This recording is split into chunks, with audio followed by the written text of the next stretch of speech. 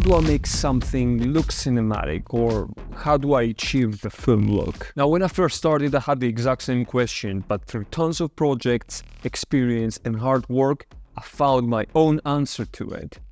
5 key steps across pre-production, production, and post-productions that I use every time to achieve the look and end result that my audience enjoys. Step number 1, location and light are king. Now guys, this is it.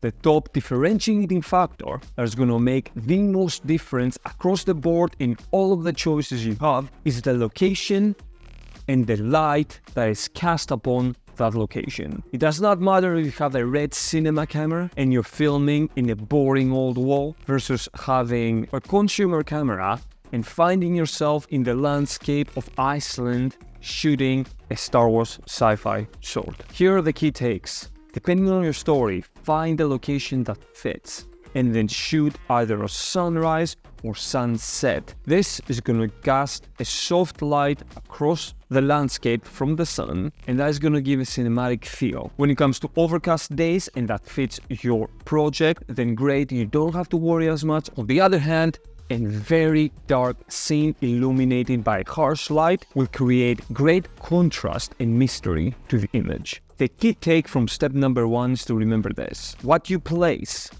in front of the lens will always matter more than what the lens and camera that shoots it is. And that leads us greatly to step number 2, gear. Personal take on this, I do not care what gear you use as long as it provides you with the quality necessary to get the most out of your image.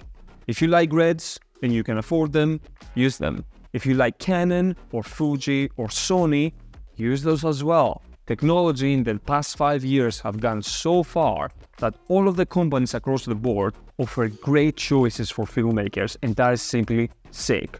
I use Sony's because the combination of features, technology, and quality is the best for the guerrilla filmmaking style of shooting that I have. So let's get down to the gear and what you need to look out for. Wide dynamic range. This is gonna make anything you film feel professional and cinematic because the range between the shadows and the highlights is a lot, and that gives you a great dynamic in color grading to adjust but still retain quality in both the shadows and the highlights. But as a rule, always expose and protect your highlights. After that, the thing to do is to lock all your settings. Lock all of them: aperture, shutter speed, and of course, white balance. The only thing I would leave in like flowing motion in terms of settings is my ISO. And again, back to Sony's, they're great. For example, the A7S III that I use, as well as the FX3, because they have dual ISO. So I literally never have to worry if I'm in a pitch black location or I'm filming during sunset outdoors. Once you've locked your settings, the only way that I control my exposure, because depending on the scene and the shot and the angle you might need to adjust, is by having an ND filter across all of my lenses. Now, to the final gear list that is going to help you get that cinematic look, and this is a hack that I found out a few years back. If you use the following combination that I use 90% of my shots, whether it is a professional motorsports shoot or one of my short films, I use a full frame camera in combination with a 35mm lock at 1.4 all the time. Whether I'm outdoors shooting at the sky, it's locked at 1.4. Whether I'm indoors shooting the character, a gun or whatever, I still have it locked at 1.4. And this is the reason. I shoot in a 21:9 aspect ratio. This essentially means widescreen with the black bars. And when you combine that with a 35mm on a full frame camera and locked at f1.4, it gives you that wider field of view but with an extensive defocused background.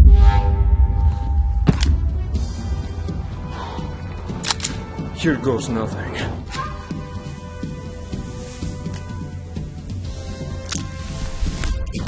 Step 3. Aspect ratios. If you want something to look like a film, you need to shoot it in an aspect ratio that resembles a film. And that ratio, it's 21:9.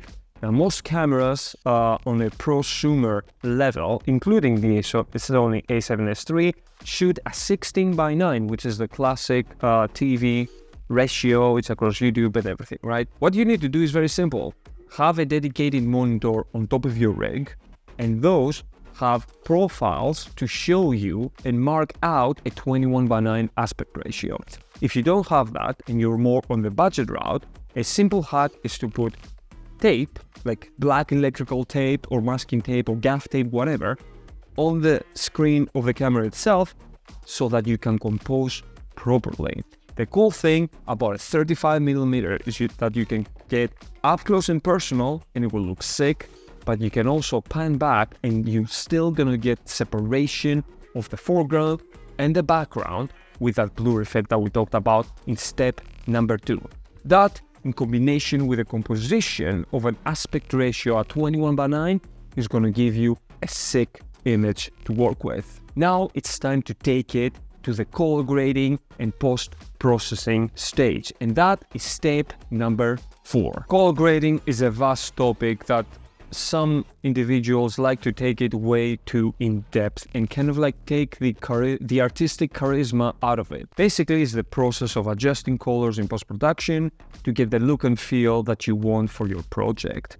Now, here's what I want you to focus on it, guys. You can have a contrasting image when it comes to color. You can have a bluish hue tone across the board, and then something in the warm tones like orange or red to contrast those two. And this is going to give you a very nice contrast of color to work with and make things look very interesting.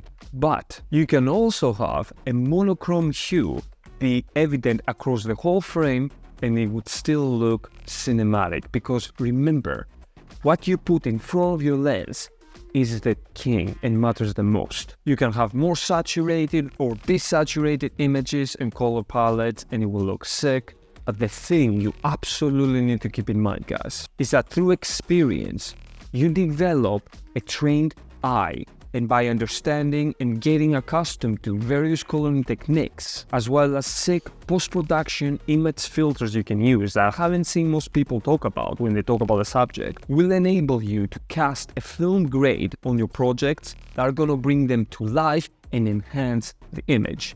And it is going to create and bring them closer and closer to that feel of like a cinematic film look. Check out the dedicated Guerrilla Filmmaker class in color grading, where I share all of my secrets on how to color grade and achieve the images that I do. Now we're on to the final step, which is step number 5, and sound design and visual effects.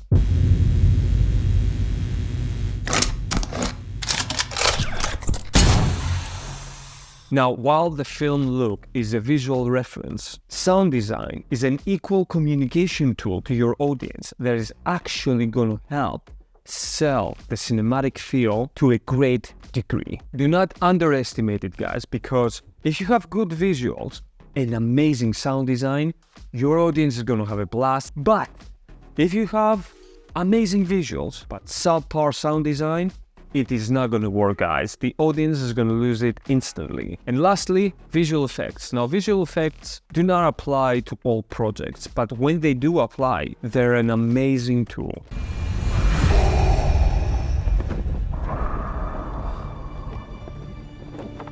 Levi, you copy? Inbound alert zeroing in your location.